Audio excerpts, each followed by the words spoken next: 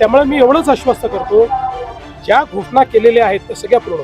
आदिवासी विभागाचा निधी वाढवल्याचं विरोधक आरोप करतायत लाडकी बहीण योजनेसंदर्भात. पहिल्यांदा तर मी सांगतो की अशा प्रकारचा जो काही आरोप आहे हा पूर्णपणे खोटा आहे, अतिशय चुकीचा आहे.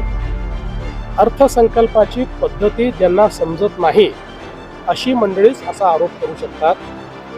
आपल्याला कल्पना आहे की नियम काय आहे. तर नियम असा आहे की आपल्या अर्थसंकल्पामध्ये आदिवासींच्या लोकसंख्येप्रमाणे आदिवासींकरता आणि अनुसूचित जातीच्या लोकसंख्येप्रमाणे अनुसूचित जातीकरता निधी राखीव ठेवावा.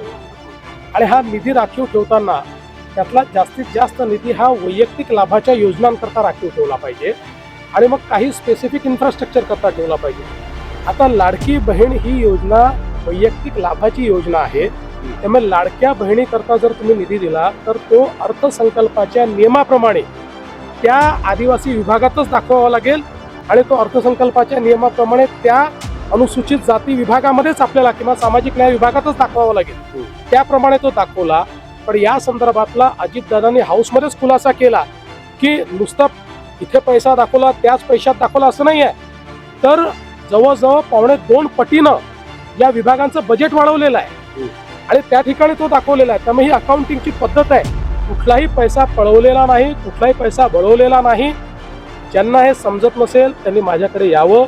मी त्यांना अर्थसंकल्पाची, कारण मी पुस्तक लिहिलं आहे अर्थसंकल्प कसा वाचायचा, त्यामुळे अर्थसंकल्पामध्ये अकाउंटिंगची सिस्टीम काय आहे हे मी समजावून सांगेल.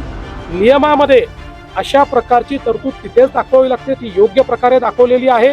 त्यामुळे यात कुठली बनवाबनवी नाही, यात कुठली फसवाफसवी नाही, हे स्पष्ट मी करू इच्छितो. अजितदादांनी योग्य काम केलेलं आहे हे मी या ठिकाणी सांगतो. जर तुम्ही अजूनही YouTube चॅनलला सबस्क्राईब केलं नसेल तर ते लगेच सबस्क्राईब करा.